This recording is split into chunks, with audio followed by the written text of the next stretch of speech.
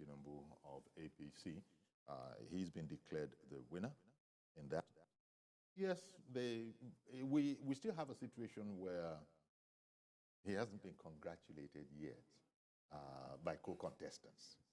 And we have to get to that stage. But, you know, it is what it is. Now, you actually don't need a confirmation to affirm your victory. You don't need it.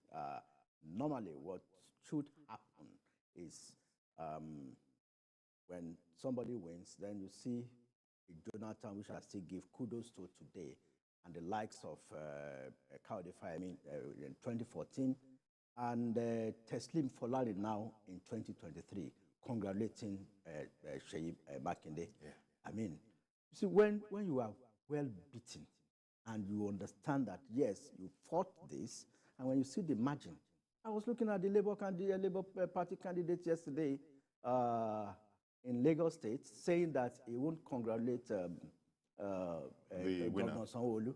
What was he expecting? Of course, we are going to get to that. Yes. Well, we'll get to that. It's like the momentum Labour Party had in the Southeast. Now, 3 states are in contest for governorship. That's Ebonyi, Abia, and Enugu states.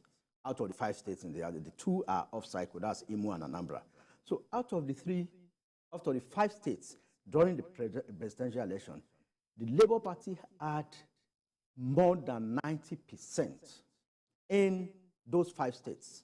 Now, let's zero down to the 3 states where governorship elections are holding. Of course, House of Assembly election is holding in those 5 states. I'm just giving this as a scenario. If you had expected that Labour Party that won 12 constituencies, I mean, and I'm very careful in the choice of my words now. 12 constituencies does not actually mean 12 states in the presidential election, because Abuja is also considered as a presidential constituency, which Labour Party won. So Labour Party actually won 11 states plus Abuja, but because it's a federal election, it's counted as a constituency. So that's why you have 12, 12, 12 plus 1 by NMPP, so 37. Some people will be thinking, do we have 37 states? So we need to make some of these things clear. Now, back to where I started from. So in the Southeast, 5 states won clean and clear by the Labour Party in the presidential election. Now we are down to the governorship election. The only state that has been announced, Ebonyi State, taken by the APC. The 2 remaining, Enugu and Abia, it's down to the wires between Labour Party and PDP. You would have expected that the momentum which the Labour Party brought to the Southeast because of the Obi phenomenon would have translated to the victory, I mean, unassailable victory for the Labour Party in the governorship election. But then no 2 elections are similar. Indeed. So I think we need to understand that. Kept on warning people who had been studying elections for a long time, and you also have to know the psyche of the Nigerian society. Had been that these are totally different elections. Yes. And we also asked the question as a sort of a set piece question of would it be intelligent to extrapolate the results we got in the presidential for the governorship? No. And most people said no. They said no. Because if you were to do that, a Teslim Folari would have, in fact, he wouldn't have needed to do any extra campaign in Oyo State, because there was about 200,000 margin between Asiwaju Bola Ahmed Tinubu and his closest rivals with this Amman drive for the governorship. So, if Labour Party was thinking that what happened in the presidential election in Lagos State, where they had a 20,000 slim win, will also happen in the governorship election, of course, no. But as it happened, Sanwo-Olu beat his closest opponent by more than twice the figures. 460,000 votes difference. I mean, Lagos, I think for our viewers, the presidential election in Lagos was APC 572,000, PDP 75,000. Of course, PDP is not in the race, even whether in presidential or governorship in Lagos. We are not going to be talking about PDP for the Lagos governorship race. I don't want to waste my time on that. So for this, between APC and Labour Party. Now, 582,000 for Labour Party in Lagos, of course, because of several factors. Now, come to governorship election, Saturday, March 18, but before then, the governor of Lagos State, I mean, people described him as an usher in the church, as somebody who is selling ice cream in ShopRite, as somebody who has turned to a market man. I mean, you see him in every market. In fact, somebody brought a video of 2018 where he was being engaged by a 22-year-old lady, and the lady was telling Sanwo-Olu, so if you don't need this election now, if you don't need to win an election, will you be talking to me now? As I mean, you know, and Sanwo-Olu was trying to explain to the lady, you know, and no, that was quite. No, they said he went to ShopRite, and I now found out about this ShopRite matter. Sanwo-Olu's ophthalmologist is in ShopRite. He has been going to ShopRite before now, but because it's an election period, would you say because his eye clinic is in ShopRite, he won't go to Shop? Now he went there. People said he came to ShopRite to sell ice cream so that the people they can like him. Yes, he sold the ice cream, but now he has won. Because, you know, and in any case, all those jocular scenarios, they really were an indication of how seriously Sanwo-Olu took the election and its campaigning. And it has reflected in the results. So, for a Labour Party to be under any illusion or allusion, or maybe some people call it premature ejaculation, that you would defeat a Sanwo-Olu in Lagos, it's a no. A lot of factors are responsible for what happened. Now, from Lagos, from the APC to PDP, when they saw the result of that presidential election and they saw that it's just 75,000, they came back home, quote and unquote. They went back to APC. And for a body judge who would rather have the candidate of NRM or NCP or anything, any other thing apart from APC in Lagos, because it's like somebody needs to sit Uncle Body Judge down and tell him that, come, this is reality. Tinubu has defeated you both in federal and in Lagos. So you should live with the reality of a Tinubu presidency and an APC governorship in Lagos, at least for the next 4 years. And, you know, the pension of our people for humor, they've reminded, you know, Chief Bode George that, in fact, there's even another video of a joke about him calling someone, say, Cameroon, yeah, you know. I saw that caricature you of know, a cartoon. But let me bring in Mr. George. Good morning, Mr. George. Good morning, Moji. Good morning, sir. Uncle Yori, I think we now know that Lagos is not a no man's land. The owners of Lagos have spoken, and I hope it is loud and clear. Never, never again, Uncle Yori, I repeat, never again must the owners of Lagos allow a handshake to go beyond the elbow. A word is enough for the wise. Now, to other matters, Uncle Yori, let us move on. If Mr. Bode George, Chief Bode George, if he wants to go to Ghana, I'm able to offer him accommodation there because I have some connections there. There is accommodation I can offer him. He said he will relocate to Ghana. You are not being nice, Mr. George. You are not nice. Mr. George, you know, in a political season, anything is said. And I think the humor studio by now would have been shut down because we're now in reality. You know what shocked me most? I watched the candidate of the PDP, Jide Adediro, my friend, Jando, the owner of Core TV. I watched him on Wednesday on Arise Television. And he said by now, and I'm quoting him, he expected Chief Body Judge to be calling from Accra, Ghana.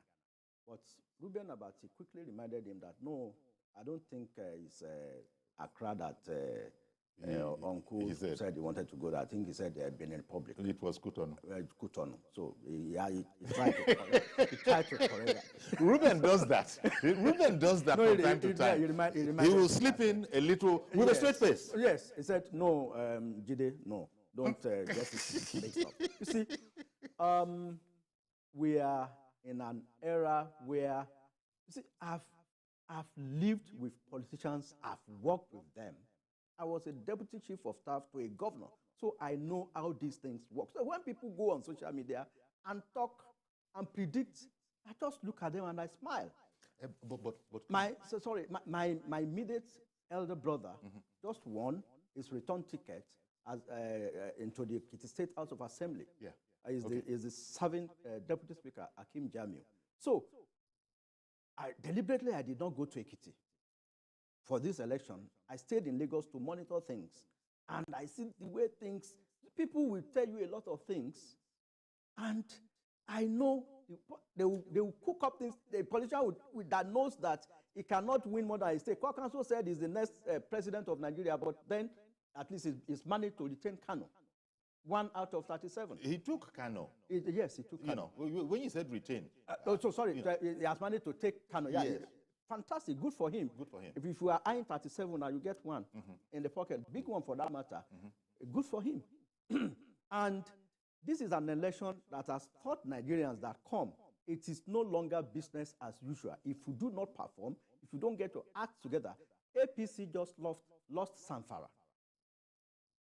This is a Samfara that used to be 90% APC. APC, Auda Lawal, Matawali has lost.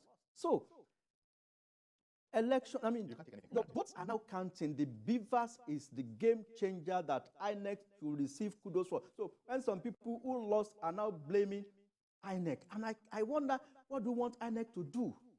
You know, politicians could be funny. Additionally, Majid, you said people say all sorts of things. Now, one of the things that is being said, people have different parties that they support.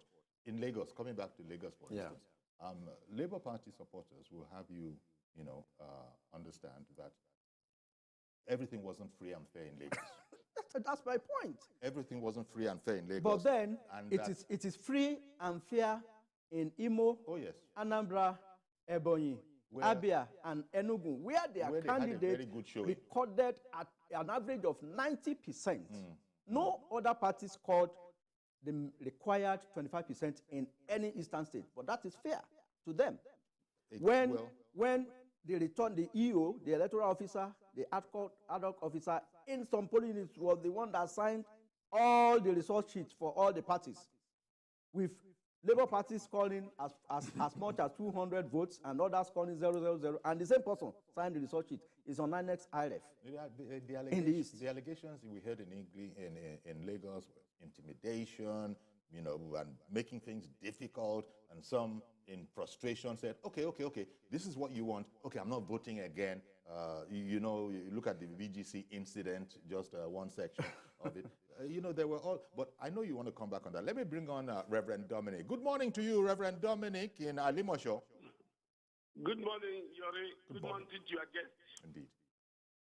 Can you hear me? Yes, we can hear you well. Yeah, loud and clear. I want to say congratulations to the governor-elect or the incumbent governor. Congratulations to him. He's at once the state. He bears those two titles. He's sitting governor. He's also governor-elect. Yes. Your guest is like a journalist of internationality. I couldn't vote on Saturday. If I vote on Saturday, I couldn't vote on Saturday. I don't know if I can hear you. I can hear you. Go ahead, please. I couldn't vote on Saturday, with a bleeding in my heart. And if I vote on Saturday and the election is over, I will vote for APC because it's my emotion. But I couldn't vote because somebody saw me and said, you're a Reverend Dominic, you're Igbo, and you cannot vote. You're in 21st century Nigeria. In 21st century Nigeria, you're trying to say you can't vote. And I stood my ground. Somebody called me and said, Reverend, please jump down home. Like, go back home so they don't hurt you. You're in 21st Nigeria. We're going to choose who we vote through our language. Do you know what they're doing me and Joy Bope? When I go home today, they call me enemy of evil. And you are journalists, you are there dancing. I had George. Let me tell you what is the accident of history. In England today, a Muslim is a mayor. In America, an Obama, who is a Muslim from Kenya, was a president. We call it his accident of history. When people settle down, democracy is about number. Democracy is about majority and the minority. What happened in Lagos yesterday breaks my heart and makes me to hide my head in shame. How can I do not vote because I'm from Igbo? Do you know the problem of Rwanda? It is ethnic profile. It will never happen again. And anybody wishing this is not wishing Nigeria well. That I cannot vote because I'm Igbo. I have contributed everything in this state. I fought for Buhari and I fought for Ashwaju, but I can't vote on Saturday because I was an Igbo. Who were those? Who were those that obstructed you? This boy came. We were online. They came with a crowbar, what they call this small bus, and some of them ran away. It's an unfortunate incident. Yes, thank you, Reverend Dominic, for calling in. Intimidation of people Yes. On election day is akin to disenfranchising them. Really? And disallowing them from performing their civic duty. It is condemnable. I mean, with all sense of responsibility, it's an act that is bad. But then, I don't think it is peculiar to Lagos alone. But then, 80% of the international observers and domestic observers that come to Nigeria sit down in Lagos. They stay in Lagos tomorrow. They can't go to Abuja in this round of election. Abuja is excluded. Abuja does not have state constituencies. No, it doesn't. Or House of Assembly constituencies. No governorship election, no state assembly. It's only limited to presidential, which is one Senate and I think 6 House of Reps. So, to the other states, I mean, we've heard what happened in Rivers, in Delta. I was watching, I mean, not only peculiar to Lagos, but I'm not saying that that makes it right. No, but then it's something that we need to really address. In Lagos, Governor Sanwo-Olu, he was speaking against this. All these reports that we were hearing is not what we are about in Lagos. But it's okay for some to talk, but there definitely were incidents. If social media is anything to go by, you saw people, doing their own selfies, but putting it out there that this is the experience, and they felt that they were being prevented from exercising their free will. Yeah, but the question is, would the outcome, would there have been a different outcome, even if those disturbances, those incidences didn't happen? The answer is no. Okay. There wouldn't have been let me bring in, sorry, Majid. We also have remotely, we have Mr. Kennedy Iyere. He joins us by Zoom. I believe, I'm not sure. Good morning, Mr. Iyere. Good morning, my friend. How are you? Very well, thank you. I am Yori Folani in studio here alongside Majid Jamil, who is like you to comment, on the subject matter. And we really are looking at, look, the aftermath of the election. Now that it's all done, and all but dusted, give me your impressions about how well we have done with this. That we're bearing in mind all sorts of reports, all sorts of opinions, but from where you, by the way, where did you cover in your observing? Because you are actually a convener of Civil Society Committee for anti-fraud security. Please go ahead. Yes, I am speaking with you from the coast city of Enugu. There you go. I see. I am, yes, Enugu. Enugu is not interesting at all.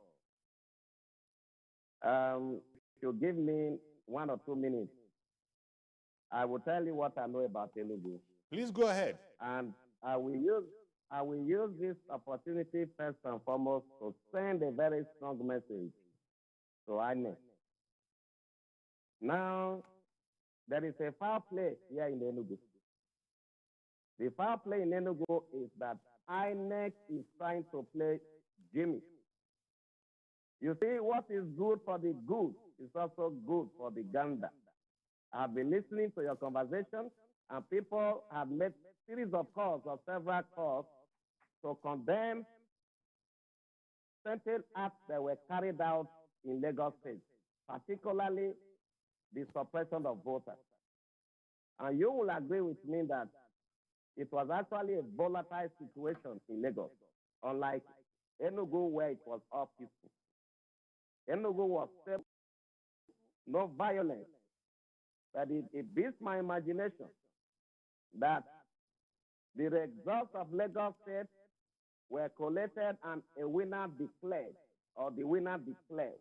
Why in Enugu State that was peaceful, collation has been suspended. A winner has emerged, but there are some persons who think they are the forces of powers that be trying to truncate the collation and try to change the outcome, but it won't happen. Now, yeah, but we're not very sure of the reason for the postponement. I mean, you have supplied, an impression that you have, but really, we need to be hearing from INEC, don't we, as to the actual reason for the, suspension. The question I want to ask you is, where are you interviewing me from? You are in Lagos, sitting down in Lagos. Within your studio, you are seeing the people around you. I just told you I have been a landlord in Enugu State. Because the conspiracy, you see what is happening now? The conspiracy started about several months ago. Okay. When the gubernatorial seat of Enugu State was used as a tool for political bargain. You cannot mention, I have been to your studio. You know what I stand for. I founded the 40 million ballots movement. That's a movement that warehoused the major support group of Peter Obi. I'm pro-Igbo, I'm pro-Igbo presidency, I'm pro-Obi. For whose reason or at whose instance INEC has refused to declare the winner was actually used as a tool for political bargain. He was projected to be the governor of Enugu State. He was imposed on Labour Party by someone I know. And for that reason, I had a personal problem with Peter Obi. The problem I had with Peter Obi at the Santa Sun in Lagos was because of that reason. There is a man called Nia Wodo. 6 or 7 months ago, he brought a young man called Chijoke Ebeoga as his sole candidate who must win, who must be the Labour Party candidate of Enugu State. Then I resisted it. The primary that brought that young man was rigged. But Nia and the appeal court to pervert the course of judgment. These are things I have proof for. I am a part and parcel of the Igbo family. Yes. Wait a minute, so Kennedy. When you say it's an impression, when you say it was an impression, that is why I have to dig deeper. It wasn't any form of impression. I am here. I get you. But we also have to be mindful of what we say. You just brought a justice of a court into this conversation. And so I'm just counseling that we be very mindful of how we say what we say. You understand me? But that doesn't mean that... Do you really think Do you really think at my level, with the level of my exposure, I'm educated, well, I run the biggest youth foundation and biggest youth enterprise NGO in Africa, and I run one of the biggest election observation committees, CISCAI, in Enugu here. Without prejudice to all of that, without check your record. Please. That's what I'm saying. Well, so when you say I quoted what I have no passport in NGO as a civil society leader of high repute, I just told you I have my part. Okay. I don't want to get into an argument with you. I have my part. I understand the passion with which you are speaking. But as a man of experience, you know that you cannot bring in people without to a conversation, especially when it concerns matters that might be illegal. And if these are also, important people in society, you just have to have all your ducks in a row. That's all I was suggesting. But let me bring in Temi Tokwe, who is a viewer in Akowonjo. Good morning to you, sir, and thank you for holding on. Thank you, Okuyori. Thank you for all you do for our nation, Nigeria. Thank you. Yes, the aftermath of the 2023 election is what needs our elders across the divide to come together with sense of history, sense of purpose in building this nation. When we live peaceably in an environment, we must respect the people who have created an ambience across the divide, in South Africa, in Dubai, in America, anywhere we get to, we must respect the aboriginals. We must not be seen as using our choice as an agent of destabilization when election comes. It's not only Lagos like the cosmopolitan city in Nigeria. Enugu is cosmopolitan. It was a city of the southeastern, capital of the southeastern. Ibadan is cosmopolitan. Kaduna is cosmopolitan. Kano as well. But anywhere we find ourselves, we must know we have a nation to build. And everywhere we find ourselves, we must. We are calling on the elders, and we implore our president-elect to ensure that Israel returns to the schools. So all right, then. Okay. From where we are. I want to thank you very much, Temi Tokwe. Thank you very much, Temi Tokwe, for calling in. Well, there's quite a number of... maybe I should take a break now. I don't know, so that I won't interrupt you. Do you think we should go on a break? Take a break. Please stay with us. We'll be right back, so we'll have fewer interruptions. In the month of March, on the 3rd is World Wildlife Day. On March the 8th is a day set aside as International Women's Day. March 13th is Commonwealth Day. And March 21st is the day dedicated to the elimination of racial discrimination, and also World Down Syndrome Day. World Water Day is on the 22nd. And March 24th is World Tuberculosis Day. While March 25th is International Day of Remembrance of the Victims of Slavery. Finally, on the 28th of March, it's 1 year remembrance of the Abuja-Kaduna train attack. Brace yourself for an interesting March, only on TVC News. At TVC News, wherever the big news story is happening, we're geared up to break it. TVC News, first with breaking news.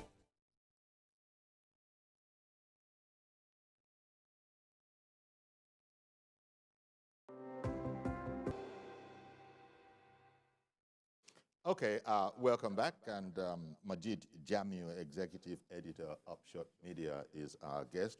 We've also had something of a scrape with Kennedy Iyere, convener, of an NGO who is in Abuja, and, Enugu. I beg about Enugu. Something of a scrap, because we, there's a way we do things here. We try to do things by the book. You can't make wild unless you are ready to substantiate all of the statements that you make. And we don't mean that as, it's just the right thing. It's the way it is. Otherwise, we just have to construct and comport ourselves with the way we speak so that We say things with evidence. There was a matter about somebody actually bringing in, our guest alleged that a high court judge had actually been used in, a negative way. You can't say that. No, it's, I mean, I find that. You can't say that. I find that kind of comment very funny, especially coming from somebody who operates in the civil society. And to cast aspersions on the kind of elections that happen in Lagos, you are not INEC. INEC is the agency that has been saddled with the coordination and the conduct of elections. And I think he also seemed to have an issue with BVAS. And everybody is free to say what they want to say. We don't have a perfect situation, but then yes. I will conclude on the Enugu matter by saying that the presidential election held, like I started, you do not expect the momentum that people took to the ballot on February 25 to repeat itself on March 18. These are two different elections. We have seen situations in Lagos where Labour Party won by about 9,000 margin in Lagos on February 25th, but there were 3 elections. The 3 Senate seats, 22 out of the 24 rep seats all went to APC, with Labour Party having won. I think one is inconclusive. So what does that tell you? And when you look at Rivers, I think all of the local governments. And now, let me tell you, give a scenario in Oyo State. I was talking about Oyo State the other time, but let me further break it down. On February 25th, the APC won with more than 200,000 margin, won all the 3 Senate seats, and I think 8 or 9 out of the, convincingly in the reps. But flip to almost a month later, March 18, Seyi Makinde, the incumbent, defeated Slim Folani by about 200,000 margin. As a matter of fact, I think Oyo is, 563,000 to 256, more than almost 290,000 margin. Now, look at the assembly. Out of the 34 assembly seats in Oyo, PDP has taken about 30. So, but if Teslim was quick to congratulate Seyi Makinde, and look at the margin with which Asiwaju won, and look at the margin with which Seyi Makinde also won. So these are 2 different elections, same parties having different results. So why is Lagos different? And some people will come and tell us that you will not accept the results of Lagos because you expect Labour Party to win, just because it has a 9,000 margin. And people were saying on election day that, yes, they might not vote for Asiwaju in Lagos, but they will vote Sanwo-Olu because he is youth, he is that. And they were given a lot of reasons. And it was a more local, even though they say all elections are local, but it was a much more local election. Would you expect a Dangote to put his 40-year-old chap who is speaking MIT English? Does it stop at that? Now, he would rather secure that facility under a Sanwo-Olu who has assisted him, who has helped him to talk to the CBN governor, to talk to the federal government, to talk to other investors, who has given him a conducive environment. Yeah, and a man of vast experience. You see, because if a new kid on the block comes into Lagos, Dangote won't know how to approach him. a Femi Otedola won't know how to approach him. A Rabiu Sabiu of Bua will not know how to approach him, but then they're already used to a Sanwo-Olu. They're already used to, they know who to call if things want to go south. And if truth be told, any of the governors of Lagos, even the past ones, they usually are people of, significant accomplishments. Look at significant connections before they come on.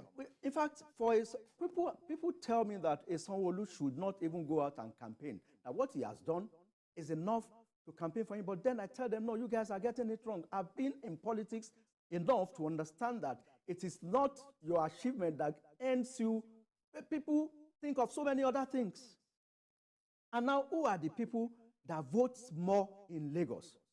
They are the downtrodden.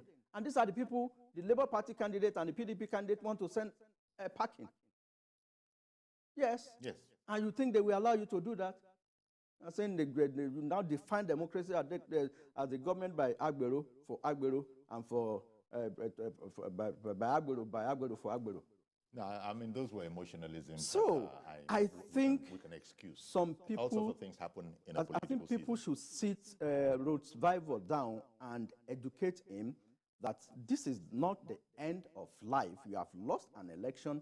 You can sustain the momentum. You still have a chance in 2027. If you agree, yes, compile your documents, go to court. Of course, it showed something yesterday. Even if that polling unit is counted, we are talking of 762,000 to 312,000. That is a clear 450,000 difference. If you know how one vote matters, then you know that it is difficult to erase 450,000 votes. And that is the truth of the matter. Yeah. And I should also say that some states have flipped. The ruling party, the ruling government has lost some states. APC lost in Kano. APC lost in Samfara. APC has lost in Plateau, Benue, of course, Cross Rivers, quote and unquote, Ebonyi, significantly so, and Sokoto. And I saw Fayose doing a video to mock Tambuwa. Okay. On the loss of Sokoto. We have a UK call. Ade in the UK has also called in. Good morning, Mr. Ade. Good morning, Dr. Yori. Good morning, Daniel. Good morning, sir. I only want to comment. We have seen the result of the election. First round is gone. But another one is coming. That will be selection, which means a lot of Bayelsa syndrome will happen. Remember Bayelsa? When the governor was about to be sworn in tomorrow, and they say, no, you are not the one. Expect a lot of Bayelsa syndrome, from presidency to governors. God bless you. Okay. Well done, Mr. Ade. I knew, we take all kind of commentary. So when Mr. Ade came on, dispositions of people. That was not a surprising disposition at all. Thank you for it, nevertheless. It just... I love talking in terms, in figures. I did some statistics in my undergraduate level. As a student of Greek, we do a lot of statistics. Now, I want to take us to Ebonyi State and look at what happened on February 25 and what happened on March 18. Mm-hmm. In Ebonyi State, February 25 presidential election, APC got 42,000 votes, PDP 13,000, and Labour Party 259,000 votes. That's Ebonyi. Now, on Saturday, March 18, APC 199,000 votes, PDP got 80,000 to come second, and APGA came third with 52,189. Labour Party, with a Peter Obi phenomenon and enthusiasm from 259,000, came down to less than 20,000 votes. That's Ebonyi.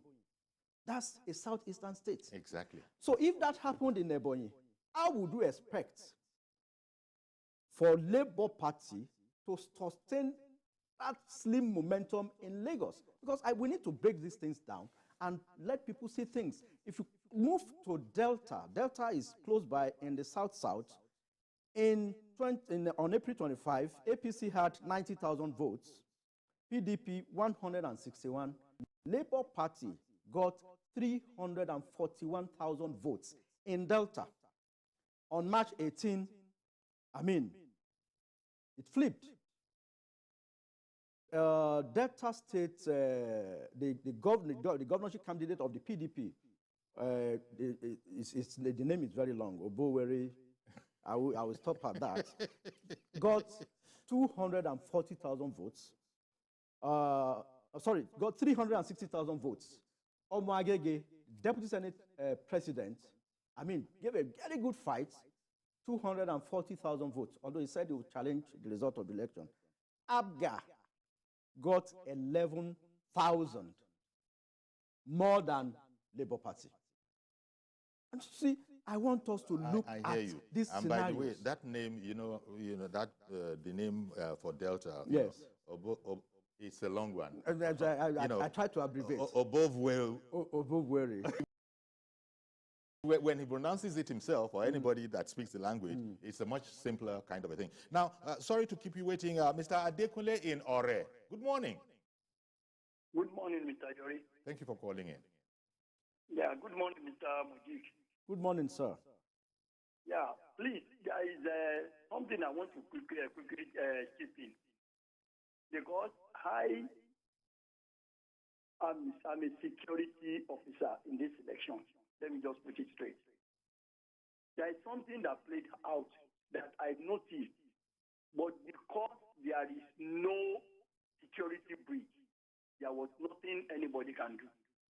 I think some of the aggrieved parties, the aggrieved political parties, to also hold some of their agents, polling agents, responsible. And I'll tell you why. Played out in one of the polling units. I don't want to mention the state. People are coming out to vote. And the other agents are there, and they are telling them where to some print. And they are going there to do their accreditation, and they will tell them where to some print. And they are going there straight to some print. You know what happened? After, I had to engage one of the agents and said, come, why did you allow this thing to happen? Because there is nothing we could do, because there has not been any security breach. Since both there is no report and no violence and nothing is happening. But there is something I noticed that I can see that some people are being persuaded to vote in a particular direction. He now said, yes, that there are some political parties that paid the agents more than the other. And this is what I want some of the political parties to know. He said there is a political party that is giving its own agent, and one is giving another political agent 30,000. So the one that is giving 30,000 now bought over the one that took 10,000 naira and gave them their own 30,000 naira. And that was how elections in some of the polling units were compromised. So, the political agent... But you say you couldn't bring this to the attention of anyone because there was no sort of organization for that. Is that what you're saying? Hello, I can't hear you, please. I said when you notice this anomaly, you couldn't bring it to anyone's attention because such a structure didn't exist. Did I understand you? Exactly. There was no argument between them, no fight, nothing. Okay. No fight, nothing. Thank you very much, Mr. Adekunle. It was after the election. One of them, after the election has been concluded, before he now told me what he told me, and I cannot hold him responsible for it. Thank you. Thank you very much for calling in from Ore. You know, we're hearing about all sorts. And one thing that we've noticed is that in spite of the best efforts of INEC, we're talking about the beavers here being a game changer and all of that, there still were people that were working right through the night. They just weren't taking a break as to how to, really still breach the sanctity of this election. And so that was going on. Now, I'm happy he spoke about that. I wouldn't have said anything, but then because he raised the issue, I've been taking part actively in elections, as a stakeholder since 2007.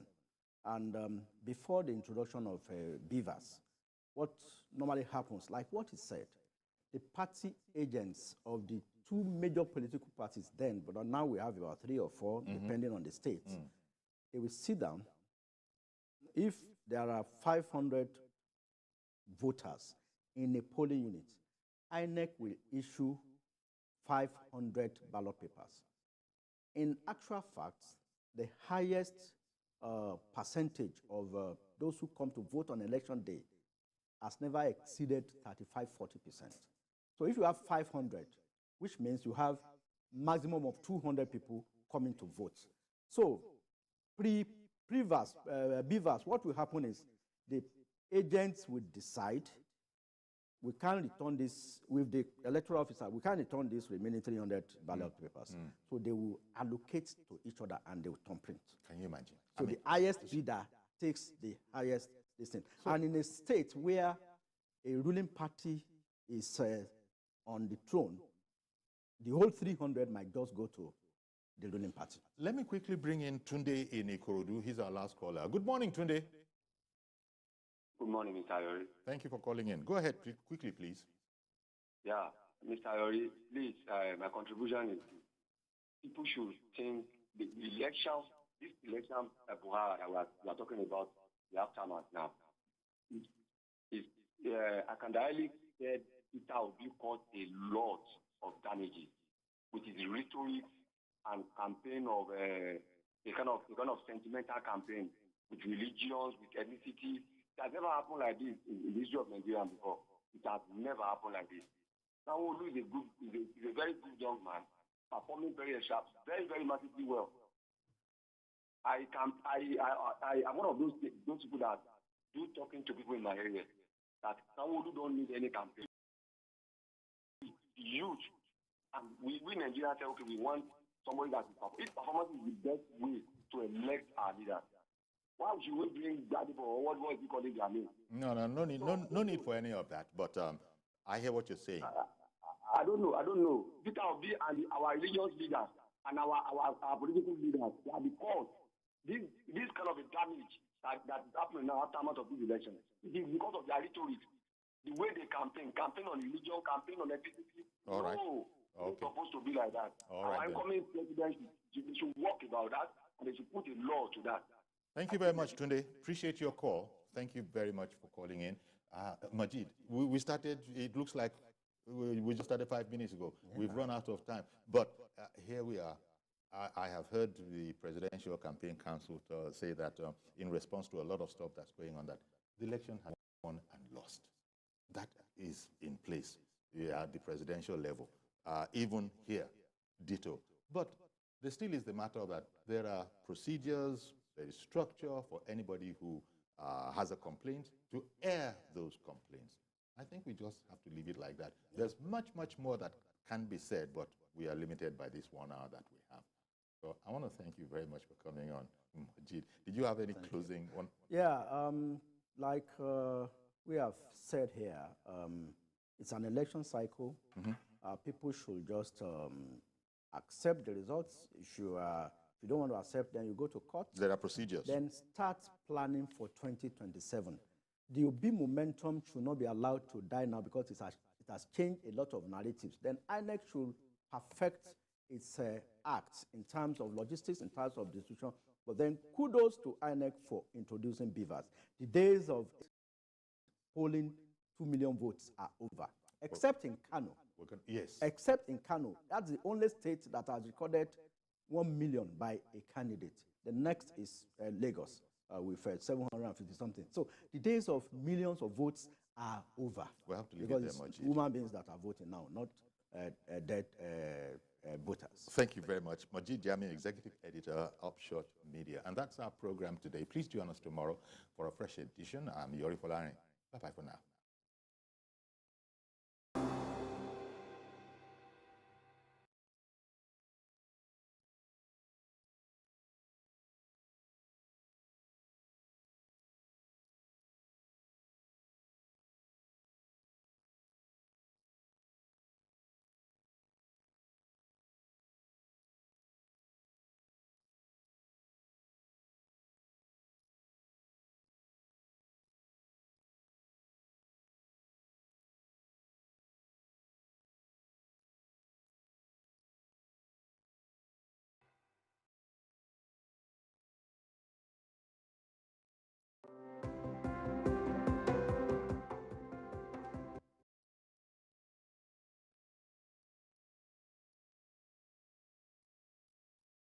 Good afternoon, sir.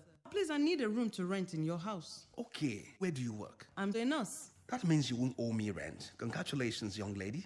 You have yourself a house. Oh, thank you so much, sir. So, how much is the rent? 90,000 naira. Oh, but wait, where are you from? I am from Akamata. Akamata what? Akamata in my house? If you know how you got into my house, please get out right away. My spirit and that of Akamata people don't have anything to do together. Sir, what have I done? Your people from Akamata are known for bad things. That is what they represent, and you can't live in my house. Just get out right away. What's going on? Leave my house, young lady.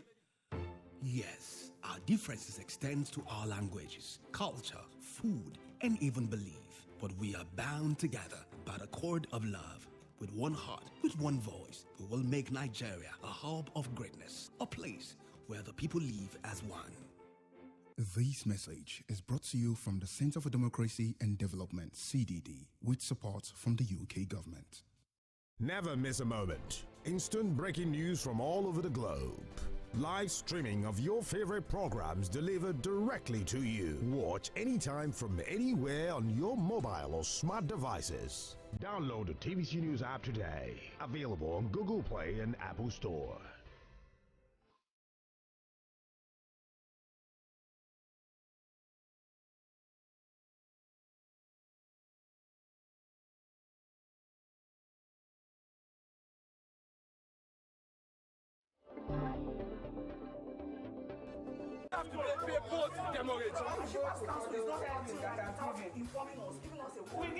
When shippers groan under the weight of ceaseless charges that tend to throw them off balance in the sector, Nigerian Shippers Council promptly comes to their rescue.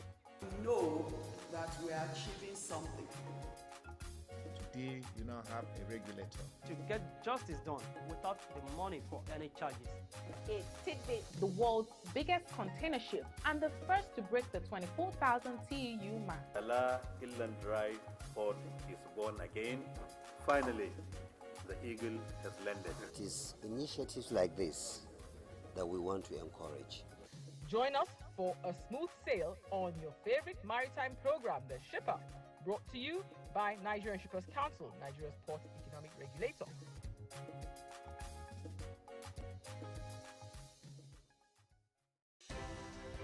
At TVC News, wherever the big news story is happening, we're geared up to break it. TVC News, first with breaking news.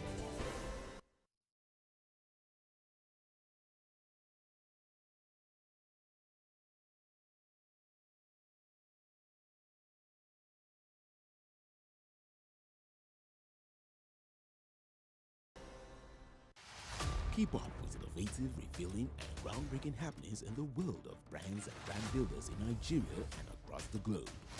Mingle with people and brands.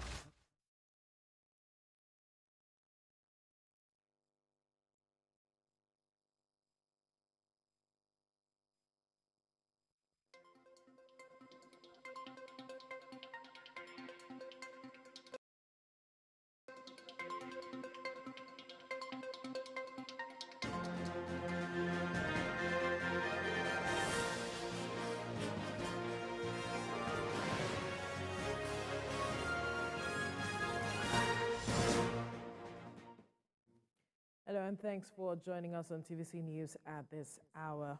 And we begin this hour by staying with our coverage of the just concluded governorship election.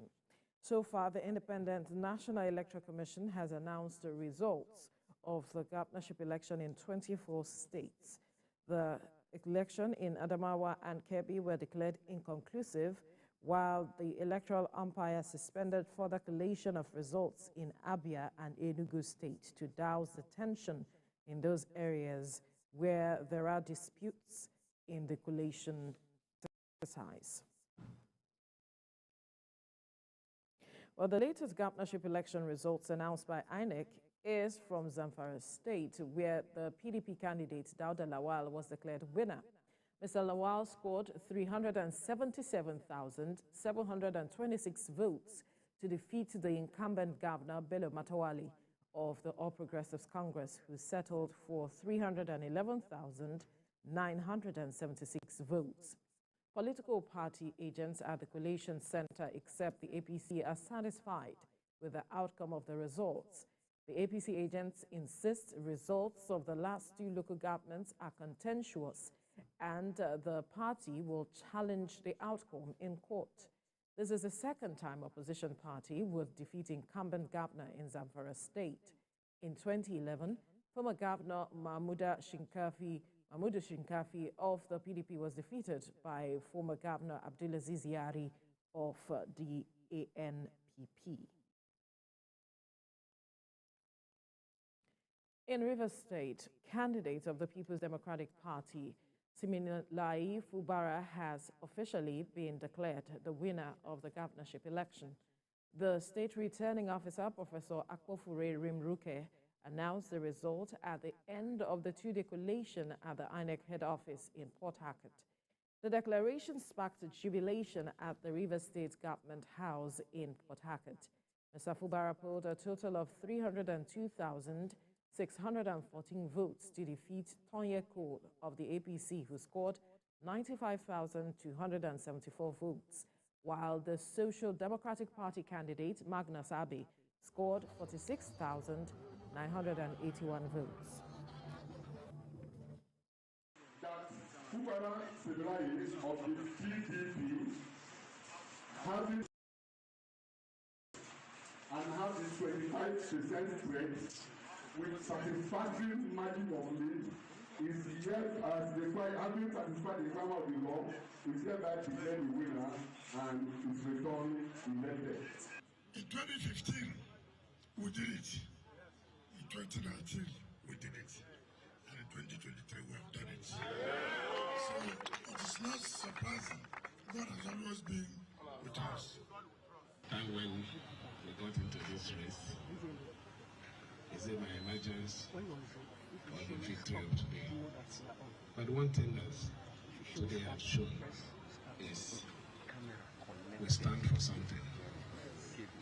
The unity of River State, the progress of River State. We are going to work with everybody who believes in the mission. Well, results have also been declared in Kaduna State, where the candidate of the All Progressives Congress, Ubasani, is the winner of the governorship election in the state. He was declared winner by the returning officer and vice chancellor of the Usman Danfodio University, Sokoto, Professor Lawal Suleiman Bilbis. Senator Sani polled a total of 730,002 votes to defeat his closest rival, Isa Shiru of the PDP, who polled 719,196 votes. Before the winner was declared, the PDP collation agent, Danjuma Sarki, objected to the results, claiming the number of votes gotten from its situation room was 713,157 votes, while the APC had 709,561 votes. He argued to follow the Electoral Act 2022 and asked INEC to refer to the results uploaded on the INEC result viewing portal. From Kaduna, we move to Taraba, where INEC declared Kefas Agbu winner of Saturday's governorship election in the state. Kefas Agbu, a candidate of the PDP, polled 257,926 votes to defeat Mohammed Sani Yahaya of NNPP, who scored 202,277 votes. Senator Emmanuel Bwacha of the All Progressives Congress came distant third with 142,502 votes. The state returning officer, Professor Mohammed Ahmed Abdulaziz, declared Mr. Agbu the winner at about 12:30 a.m. this morning. PDP, having satisfied the requirement, has hereby declared the winner and is returned elected. Signed, M.A. Abdulaziz. The All Progressives Congress is protesting the declaration of PDP candidate Kefas Agbu as winner of the Taraba State governorship election. The APC chairman in the state, Ibrahim El Sudi, said the election was characterized by irregularities, including overvoting. Meanwhile, the state governor, Darius Ishaku, has appealed to aggrieved parties to embrace peace and join the winner in moving the state forward. Dissatisfied with what transpired here because we raised several objections and called for review, which Section 65 of the Electoral Act permits, but the umpires, that is INEC and the returning officer, turned deaf ear to our plea that there should be a review before declaration of result. However, the section is very explicit. Even after declaration of result, within 7 days, there can be a review and a reversal of whatever announcement or declaration that has been made. We are totally dissatisfied with about 7 or 8 local governments. And therefore, we are going to meet our lawyers who will now sit down, review the matter, and then adequately advise us. Which was done successfully, each free, without any blemish of any sort. And also to thank Tarabans for massively being in our support, despite the frustrations and the distractions they endured with us. We were able to convince them that PDP is still the most favorable party in Taraba State. We have been on ground since 1999, and it was our hope that we will pass it on. And glory be to God, we have succeeded. Therefore, we're asking all Tarabans, you come on board. And that all the programs we have had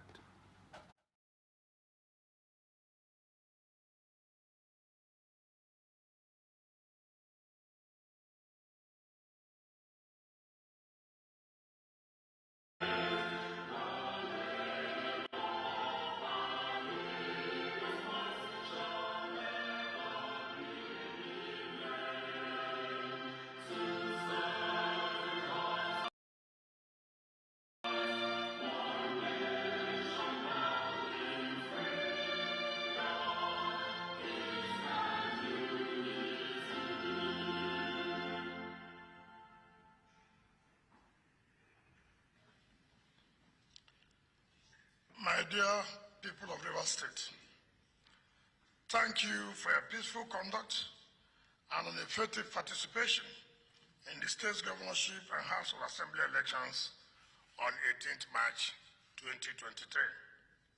The results already announced by the Independent National Electoral Commission, INEC, show that the People's Democratic Party, PDP, has won 31 of the 32 state House of Assembly constituencies.